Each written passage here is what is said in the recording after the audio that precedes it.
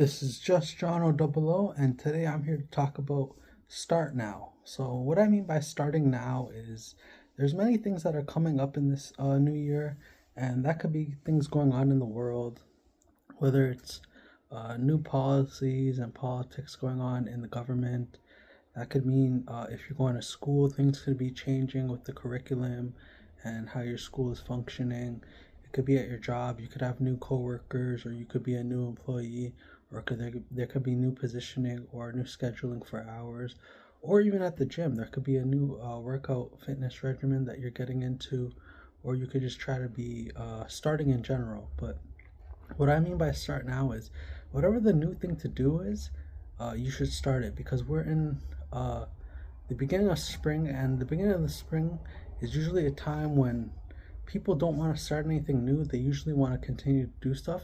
They usually wait till New Year, and then New Year usually is when it seems to be too late to start anything new. What I've noticed for myself is that in June, around June 18th, I'm going to be starting to play in a men's league, basketball league. And in that league, if I actually don't want to go to the league and I don't want to play it's going to be 10 full games, 3 hours each, and then there's going to be the playoffs after.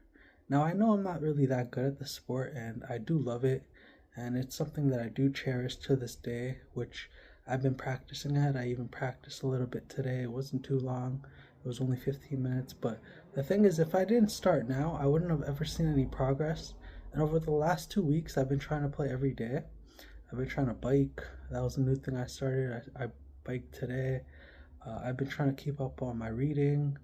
That was something that I'm going to do after this. And another thing is creating this YouTube video.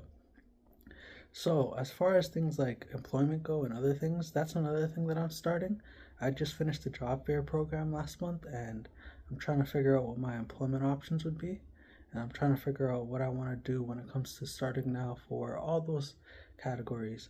Now, this is the one downfall about starting now. When you start now, you're always going to be terrible at it. I've noticed that when I was riding bikes in the city, it seemed quite dangerous to me because the roads were really rough and there was a lot of mini pebbles and mini rocks that I could have easily slipped on when I was on my bike, and I could have fell and hurt myself. But it was just like when I was younger. I should have used that advice and applied it to today.